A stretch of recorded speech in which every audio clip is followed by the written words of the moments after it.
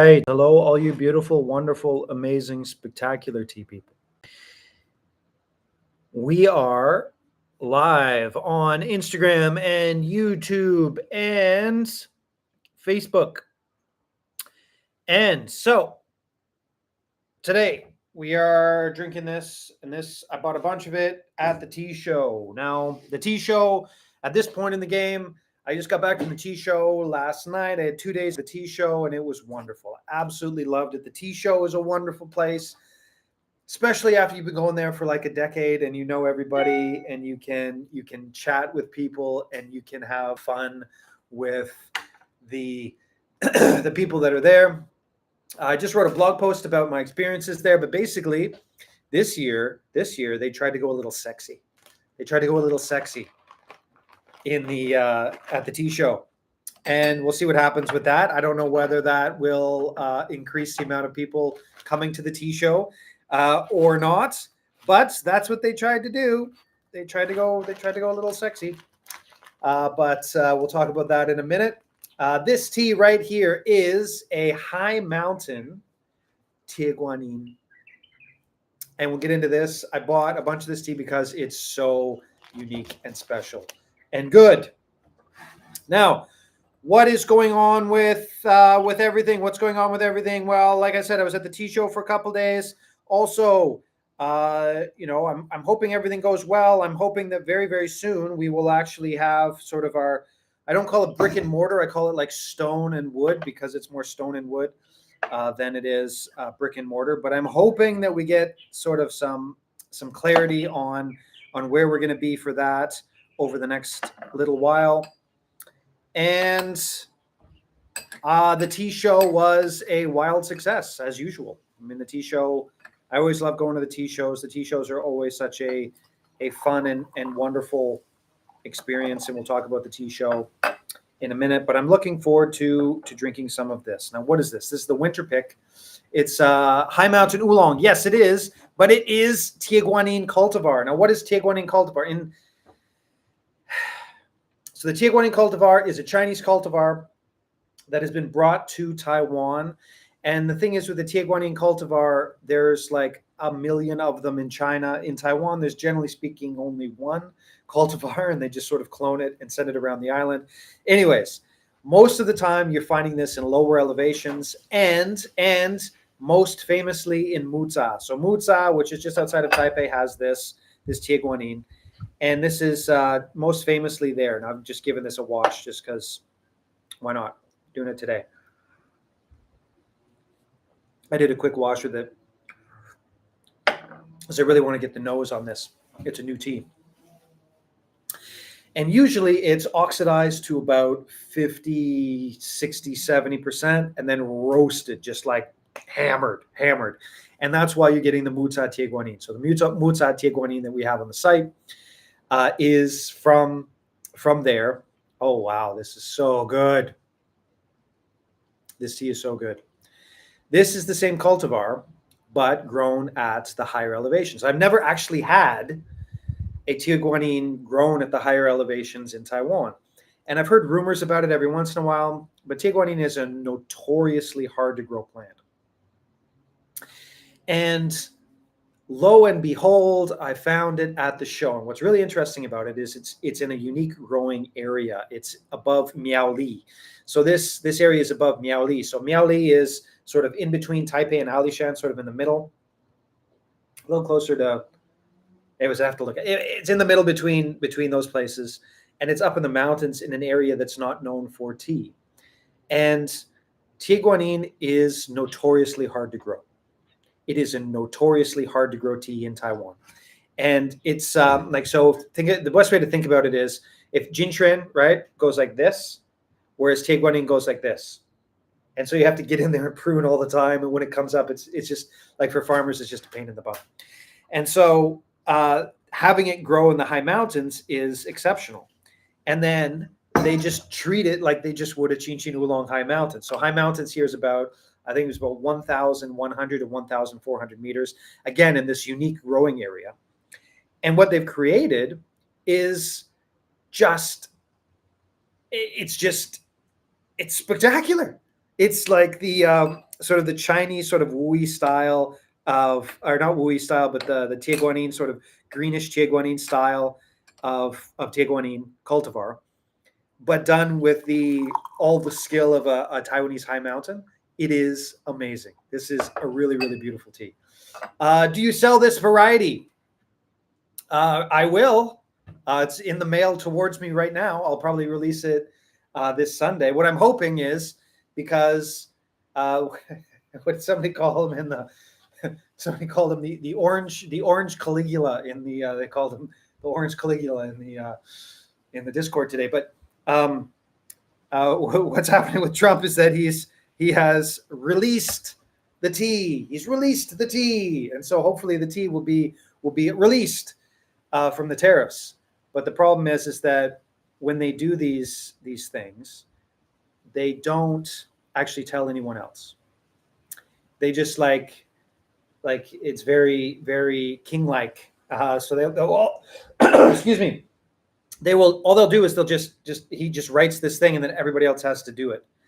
And so the people in the States have to do it, and then the people in Taiwan have to interpret what the people in the States have done. So for example, if you want to know all the details, you can read a blog post, but everyone in Taiwan wants to, well, not everybody, but I do, most people in Taiwan want to pay the tariffs. There's just no mechanism for us to do it. So the reason we can't send to the United States is not because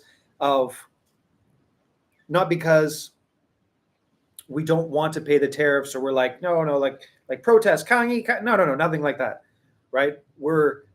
There's literally no possibility for us to pay the tariffs.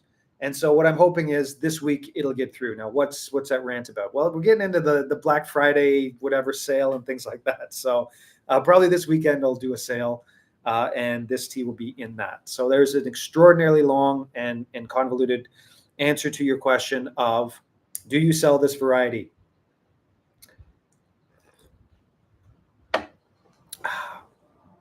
And it's amazing. Now, Taiwanese high mountain oolongs all kind of taste the same because are you having troubles with shipping tea? Yeah, I'm based in Taiwan. Yes, I do have some troubles with shipping tea. To the States, only to the United States. Everywhere else is fine and fast and normal and great.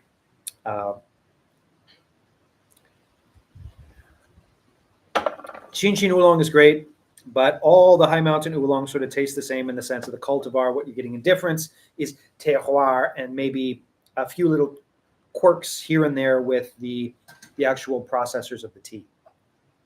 Now, this is a completely different cultivar, but done the exact same way that the Chin oolongs are done.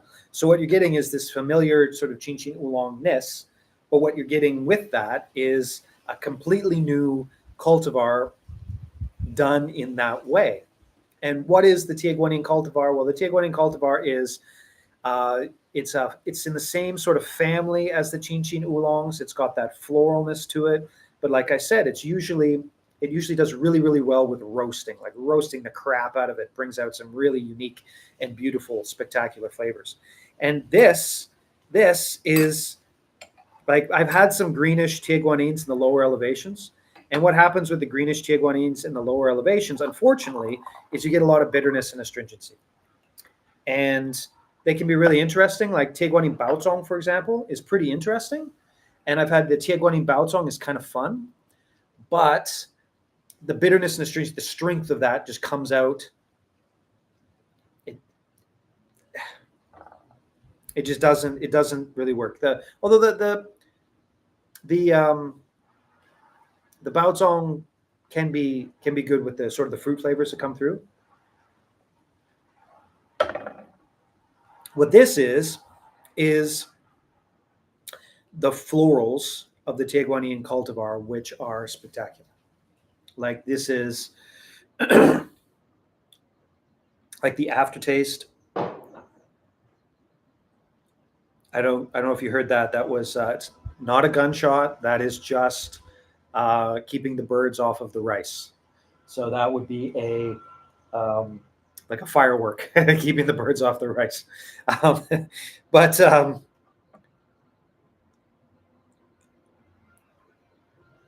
It is a Taiwanese high mountain oolong. All the things we love about Taiwanese high mountain oolongs, with a cultivar that is similar but different, and done in a way that is really awesome. It's so good. It's so good. It's got Baotong aspects to it, but it has because it's higher elevation. There's a winter pick as well, freshly winter picked.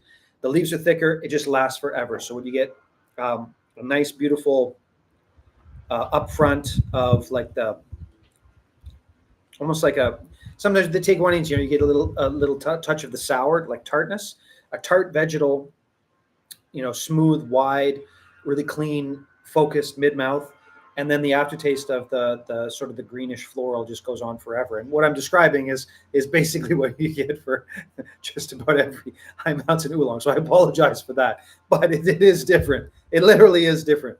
It's Tieguanyin floral and Tieguanyin, all those different things. It is different. It is. It is. And if you are a fan of the high mountain oolong genre, then you drink this and you'd be like, whoa, what is this? This is so much fun, because it is. And so that's why I love going to the shows, is because this is an Aboriginal family up above Niauli, like I was saying, up above 1,000 meters up there in a really unique area. And there was the son who was like, I don't know, 13, 14, like I was probably actually 14, 15, 15, 16. Anyways, he was sort of a big gangly sort of like, awkward guy. And he's like, try. It's like, okay, you're, like sort of like a pity sample. I was like, whoa, this is really good. And then I was teaching him how to sell it. And then, meeting the family and, sitting down, and it looks like the older sister, who was in her sort of early 20s, she was the one sort of doing. And then the father, who was the tea guy, was in the background, laughing as I was joking. It was wonderful. It was just one of these things where you go to the tea shows and you meet these families and you meet these people who are doing things the right way.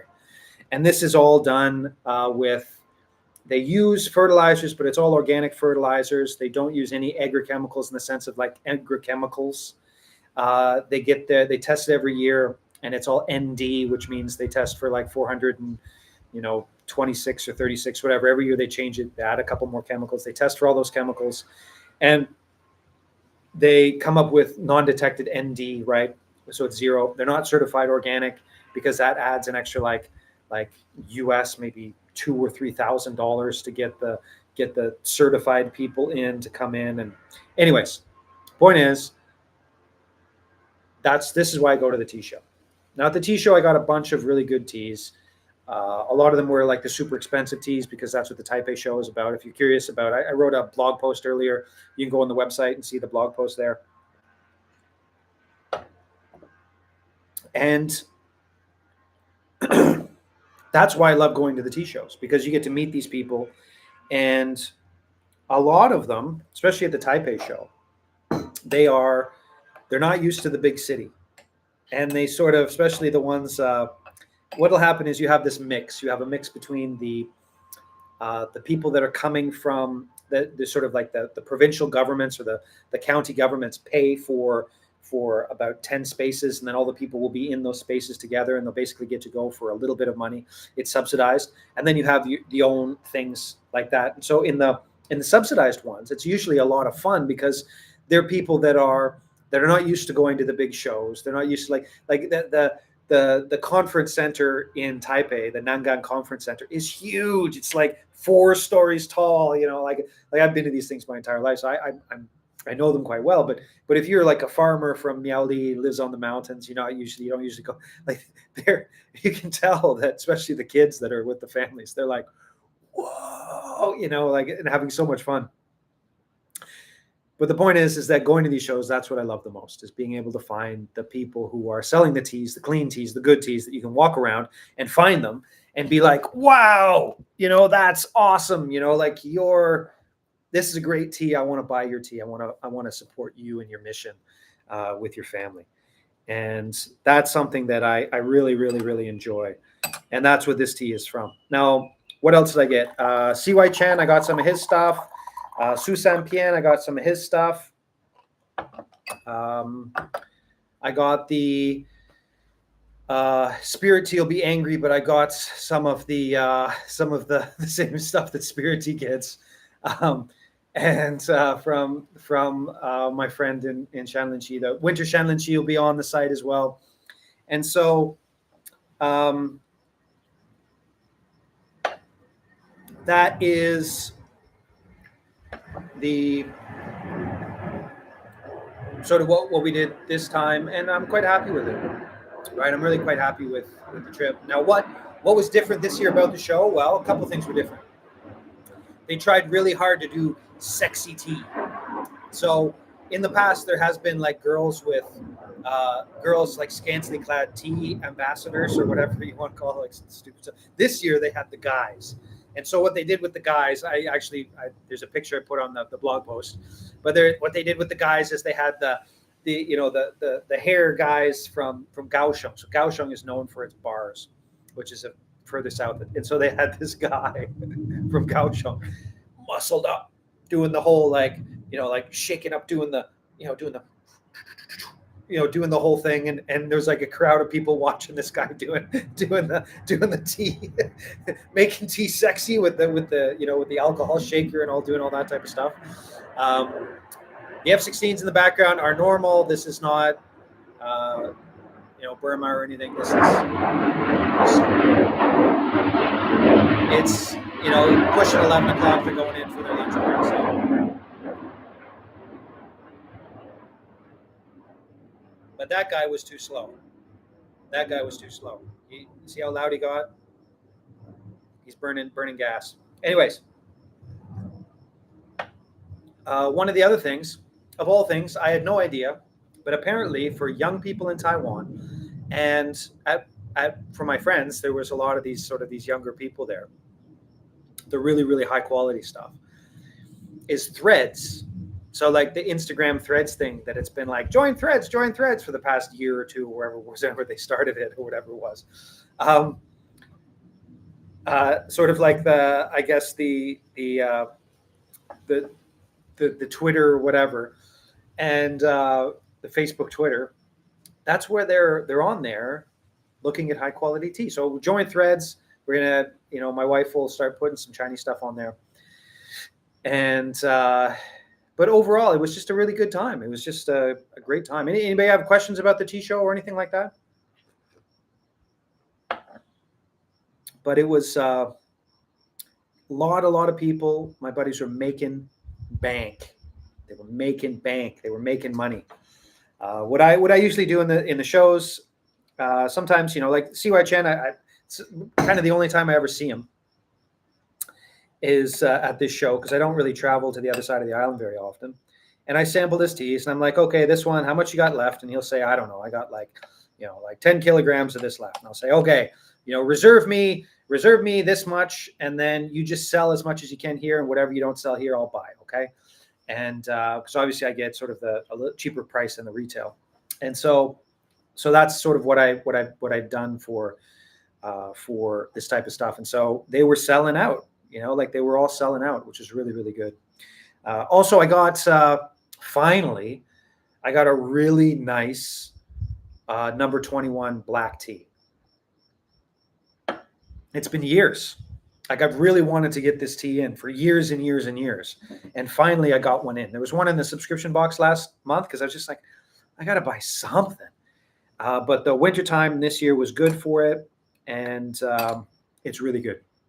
And it's really, really, really good. So if you've been waiting to try a Mountain Stream Teas check-marked, sort of clean number 21, I got you covered. That'll be probably released this weekend as well.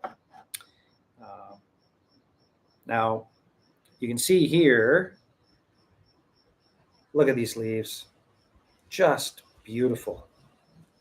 Beautiful, sort of thick, big Tieguanyin leaves. Like they're just so beautiful. Nice and thick wintertime leaves. These are the leaves that give out the floral. All right, so these are the leaves that give out the floral. And it's just, I'm really happy with this tea. Right? I think if you're a fan of the High Mountain oolongs, then you will enjoy this tea. Unfortunately, it's not particularly cheap. It's an expensive tea, but it's not like super, super, super expensive, right? It's just like, it's not Mayor's Ali Shan expensive. It's Pear Mountain expensive. It's Pear Mountain expensive. And it's a beautiful tea. And I'm really happy to be able to bring it in, to be able to support this family. And I'll go and visit them, hopefully, at some point. Go up the mountain and see their spot. Because it's a unique spot, what they got going there. Trying to think what else. We are inching closer and closer to starting up a wood and mortar, wood and brick shop. We are getting closer and closer and closer. So I'm hoping that within the next couple of weeks, we will be able to have a tea store here in Hualien. Talking with my buddies up in Taipei, saying I'm getting closer, I'm almost there, like it's almost, everybody's so excited, right? They really are so excited. They're also quite excited because once we open up a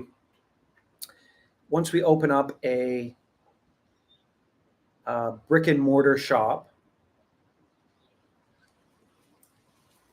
we will be doing more stuff, or we will be doing more stuff with the local market. So we'll be doing more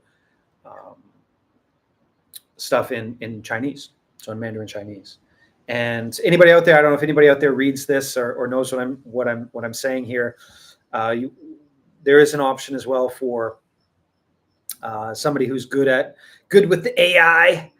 If you could do like, I'm sure it's like when the agents come out, it's not going to be hard, but it'd be like a one-click,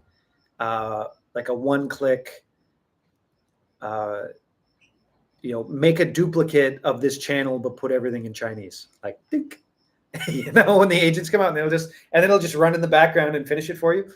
But that's basically what we're going to be doing now. Is we're going to have a Chinese language mountain stream teas, Shanxi Cha, which sounds like an absolutely foreigner named tea company. Mountain stream teas works great in English, but in Chinese, it's a little hicky, little dirt dumplingy. But that's what we're gonna do, right? So we're gonna have sort of different things. So you might see some new sort of social media stuff from us coming out, but it'll be in Mandarin. And my Mandarin is, it's okay, but the AI Mandarin of me is probably gonna be way, way better. So I don't know how that's gonna work.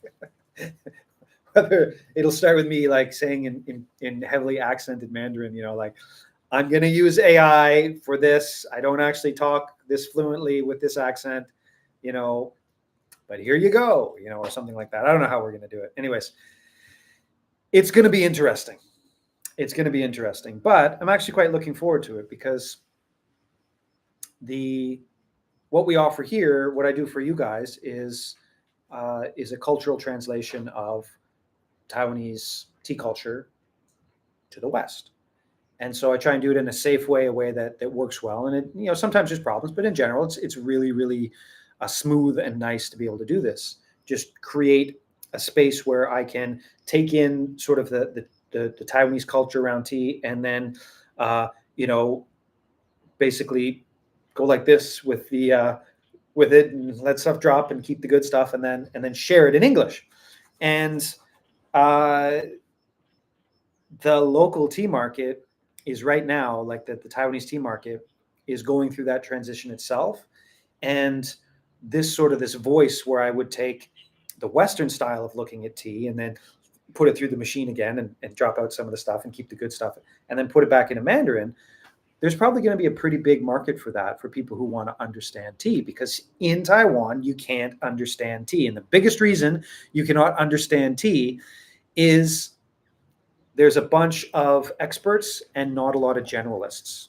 Now, what do I mean by that? It means that everybody has an uncle, everybody who's into tea, family runs tea. So you can't, if your family runs tea, like has a tea business, has a tea farm, you can't say that any other tea is better than your tea, or even at the same level of your tea. It's a face thing. You just can't say it. You can't mention it. You can't talk about it. You have to avoid it. If you try somebody else's tea and it's good or better than your tea, even if it has nothing to do with your tea, you have to like, oh, that's nice, put it aside and never drink it again. It drives me insane. It drives me insane. And I understand why. Right? Because it's this deep, deep conversation between families. It's very, very, very important. Whereas me, I can just walk into the situation, and because I don't say anything bad about anybody's tea in public, I can go in and I can be like, listen, this is the best red oolong. This is the best high mountain oolong that I found. There's probably better, but this is what I found. These are my friends. This is how they do it. And I can go in and I can be able to explain to people what the difference between all the different teas are, because most people don't actually know. They don't know how the tea is made. They don't know what the differences of the tea are. And the people that can teach it, the problem is most of the time they can only teach their one kind of tea. So if their family makes high mountain oolong, they can only teach high mountain oolong. They can't teach anything about black tea, red oolongs, floral scented teas. They can't teach anything about any of that stuff. They just can't teach it because it's not in their experience. And they don't want people buying those other teas. They want people just to buy their tea. It's a face thing. It gets very, very complicated. All these things mixed together. And for somebody like me, I know this much of everything in Taiwan. Every type of tea, every area, I know this much. The people in that area know like way more, the iceberg thing. I know the top of the iceberg about everywhere. And I can tell what's a good tea and a bad tea. I can tell the terroirs and all the various things. What's a clean tea, what's not a clean tea. And so there is this demand in there's this demand in sort of in Taiwanese tea culture for the referee, for the guy in the middle who's like, listen, I'm just going to tell you what I think it is, like that. There's this demand for it.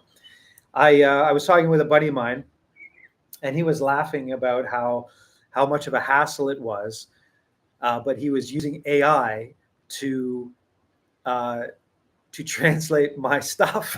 So like the live streams and different things like that, he'd actually put the live streams into the AI engines and then translate them into Chinese, because he was having a lot of fun watching the live streams and different things like that, which I found fascinating and hilarious in a way. And so that's what I'm going to do sort of now, is I'm going to try and make that space. So if anybody out there is, if anybody out there is running a startup where their whole job is just to clone YouTube channels with agents and put them up in various languages, get in touch. I can be your guinea pig. I can sign away my rights to that type of stuff, and then I can become fluent in all the languages of the world. Right? And it's like nothing like the Tower of Babel, of course, nothing like that. But anyways, if it's about tea, why not, right? I think it'd be a lot of fun, and I'm looking forward to it. Most of the time when I'm drinking tea like this, like a crazy person on my back porch talking to my phone and my computer. I'm going to get to talk to people and serve tea in front of people again. I haven't done that for since before the COVID tyranny. So it's been a while. It's been a while for sure. And so I'm looking forward to that, and meeting people and talking about teas and things like that. And the place that hopefully that we're going to be moving into is on the edge of like a cultural center. And so there will be all sorts of things happening in the cultural center. And hopefully we'll be able to sort of contribute to things in the cultural center, cultural realm, and things like that going forward, because it's fun. And it's tough. It's like how many people have come to Taiwan and been like, I want to drink your tea, I want to buy your tea, and I have no place for that. None. Zero. But now I will. Right? If this one falls through, I don't care. I'm going to go and find some other place, because we're gonna do it. We're gonna have a place to do tea in person for sure. And here you can see, wow, look at these. But you can see this is your perfect winter pick. Big, thick, huge leaves like this, thick, relatively short stem, and then this tiny little thing coming up at the top, just like that. All right, so this is springtime teas would look like this much bigger. A fall time tea would sort of be about the same size like this, but thin all the way down. This is cold weather, and then just a little bit boop on the top. Big, thick, juicy leaves in this gorgeous high mountain Tieguanyin that I am extremely happy to be bringing to the site. This beautiful color as well. Anyways, throw it out there. Any last call for questions of anything, of any kind?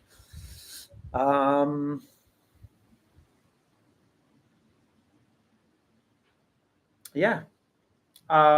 Those teas that I got at the show, I'll probably be releasing them this weekend. Here's, hoping and hoping that by the weekend, I get these amazing emails almost daily from just wonderful people, and I never know how to reply to them. It's tough, but wonderful people who are saying, like, I love your tea. Sorry to hear that you can't send to the United States. I'm waiting. I mean, somebody bought, I don't ask for it, right? But somebody bought $100 worth of gift certificates from the States. I can't send anything to them right now, but they bought $100 worth of gift certificates. And I was, I'm always so thankful for that, right? It's amazing, wonderful. But I'm hoping that when somebody says, like, I miss your tea, can you send to the United States yet? I'm hoping very, very soon, hopefully maybe by the end of next week, it will be, yes, I can send to the States, because the